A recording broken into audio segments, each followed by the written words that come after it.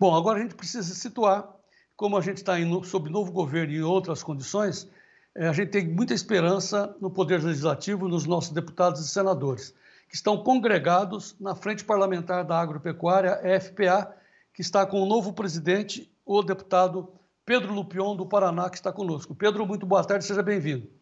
Boa tarde, João. Boa tarde a todos que nos acompanham. É um prazer estar aqui com vocês. Pois é, Pedro, assim, acho que a contextualização é essa, né? Os produtores depositam muita confiança, muita esperança na sua gestão à frente da FPA. Você que é um jovem deputado, experiente, e que tem, no mínimo, em torno da sua... atrás de você, né, junto com a frente parlamentar, cerca de 300 parlamentares. Como é que você vê a situação, Pedro? Eu gostaria muito dessa sua contextualização. Como é que você está vendo o cenário? Temos alguma esperança ou vai ser sempre uma situação difícil para todos os produtores, Pedro? Vamos lá, João. João, infelizmente, esse governo, da maneira que começou dando sinais negativos para o nosso setor. Começou pelos decretos e as medidas provisórias que alteraram todo o funcionamento da esplanada dos ministérios, desmontando literalmente o Ministério da Agricultura. Quando você tira a Conab do Ministério da Agricultura, tira a agricultura familiar, tira o CAR, que é o Cadastro Ambiental Rural, e começa a politizar esses assuntos, isso nos preocupa bastante. A ida da Conab para o desenvolvimento agrário, que tem se mostrado um ministério que é para atender só movimentos, vamos dizer assim, de massa de manobra, movimentos políticos, acaba gerando uma preocupação gigantesca, porque nós precisamos da Conab para ter os dados da produção agrícola brasileira, para poder planejar um plano safra, para poder organizar seguro, e isso é um grande empecilho para o novo ministro da Agricultura, como que sobrevive sem a Conab no Ministério. Outra coisa é a agricultura familiar. Não tem por que nós tratarmos a agricultura familiar diferente do resto do agro brasileiro. Nós somos um país que tem grandes produtores, mas muitos estados, exemplo do meu estado do Paraná, do estado de São Paulo, do estado de Santa Catarina e tantos outros que a grande maioria, mais de 90% das propriedades, são agricultura familiar. O último plano safra, praticamente 70% de contrato foi Pronaf, ou seja, não tem por que tirar a agricultura familiar do Ministério da Agricultura.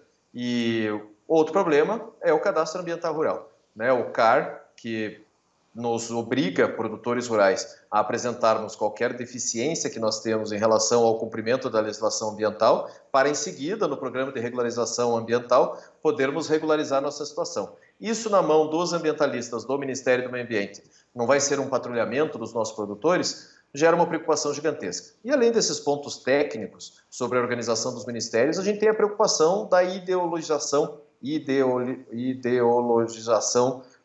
do nosso setor. A esquerda poder utilizar o nosso setor como o principal inimigo, o foco a ser combatido, usando movimentos de invasão de terra, não respeitando direito de propriedade, brigando muito na questão do marco temporal indígena, que é outra preocupação que nós temos, travar pautas importantes nossas dentro do Congresso. A FPA vem com a responsabilidade de fazer frente a tudo isso. A maior bancada do Congresso, devemos chegar aí em mais de 300 parlamentares, entre senadores e deputados, uma nova bancada que chega em Brasília a partir do dia 1º de fevereiro, muito mais voltada à centro-direita ou à direita do que à esquerda, um número superior de parlamentares conservadores, e no Senado, que hoje é a maior dificuldade que nós temos, a gente teve vários projetos que pararam no Senado por falta de senadores nos apoiarem. Agora chega uma bancada muito consistente, de gente muito preparada e que entende de agro, e vou dar o maior exemplo deles, que é a ministra Tereza Cristina. Então, acho que a gente vai conseguir avançar bastante nas nossas pautas e fazer frente a qualquer ataque ao nosso setor, ataque ao produtor rural, à produção brasileira, e vamos exigir intransigentemente o respeito que o nosso setor merece. Bom, isso dá um pouco de alento, um pouco de sossego, mas eu torno a repetir. Então, é possível deter lá no Congresso esse tratoraço que o Lula quer fazer sobre o agronegócio? Ele acha que ele vai aprovar tudo que ele está colocando, ou não? Não, tudo ele precisa do Congresso. Não existe a maneira como é nosso sistema político, não existe executivo sem legislativo. O Congresso hoje detém a grande parte do orçamento, a maior parte do orçamento, praticamente 90% do orçamento está nas mãos do Congresso.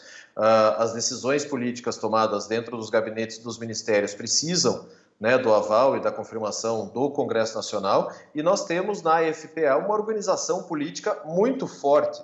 Né? A FPA ela é respeitada pela consistência que ela tem nos seus quadros técnicos, na articulação política que faz dentro do Congresso, e como nós temos ao lado da FPA, não digo nem abaixo nem atrás, ao lado da FPA, o Instituto Pensar Agro, que congrega mais de 50 entidades, tanto representantes dos produtores rurais como representantes da indústria, né, do agronegócio brasileiro, a gente tem muito fomento de informação em relação ao que pode ser prejudicial para o nosso setor e o que a gente pode acompanhar. Então, o governo vai enfrentar toda a força da Frente Parlamentar da Agropecuária e já vai começar já no início da gestão. Né? Dia 1º de fevereiro a gente já começa a batalha para remontar, ou seja, reconstituir o Ministério da Agricultura. Isso, sem dúvida, é um ponto primordial da medida provisória que tratou da divisão dos ministérios, a gente voltar à importância que tem o Ministério da Agricultura.